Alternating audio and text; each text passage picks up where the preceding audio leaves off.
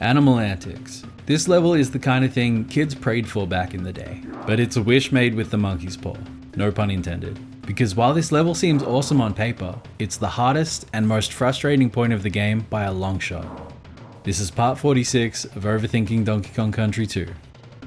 Animal Antics is unique for a couple reasons. First, it's all about the animal buddies. All 5 animal buddies are seen in the same level for the first time ever. Second, there is a record number of environments on display, from jungle to glacier, back to jungle, to brambles and jungle. Rambi's first up, and in a scene that feels like a cheeky nod to the first game, he careens through the jungle, taking out everything in his path. Easy enough. Rambi remains playable for the first stretch of ice, before hitting the on-guard barrel. Shuri and Puffed Up are probably the hardest points, but take your time, be observant, and on-guard section shouldn't give players too much trouble. Squid is next, and the difficulty definitely begins to ramp up here. The bonus area can be found here too, which takes you into the brambles and sees you transforming, temporarily, into Squawks. A cheeky nod at what's next. Speaking of, Squawks is the 4th animal buddy to step up to the plate, and it's hands down the hardest part of the game. Not just the hardest part of Animal Antics, the hardest part of Donkey Kong Country 2. The enemies are manageable, it's the constant shifting winds that are gonna kill you. Last time my friend and I played through the game, we were stuck here for an embarrassingly long time. Make it to the end, and you morph into Rattly and fall back down into the jungle. His section's not as hard as Squawks's, but it's for sure harder than the others, especially when you're down to 1 Kong. Jump over the pits, take your time with it, and don't be a jerk. Quite short,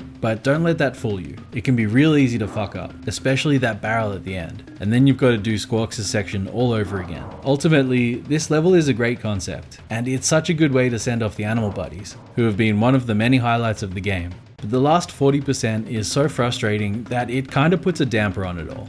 There's no story here, but I love the idea that all 5 animal buddies joined up with the Kongs to help them in this final stretch of their journey, each using their individual strengths to overcome the various hurdles. The whole thing kinda sorta feels like a microcosm of the Lost World itself. You've got 5 phases, with jungle in the 1st, 3rd and 5th spots, ice in the 2nd, and brambles in the 4th. The latter being the only one that doesn't line up. I don't know if this was deliberate or not, but it's cool. Alternatively, the Kongs got drugged and this is all a hallucination.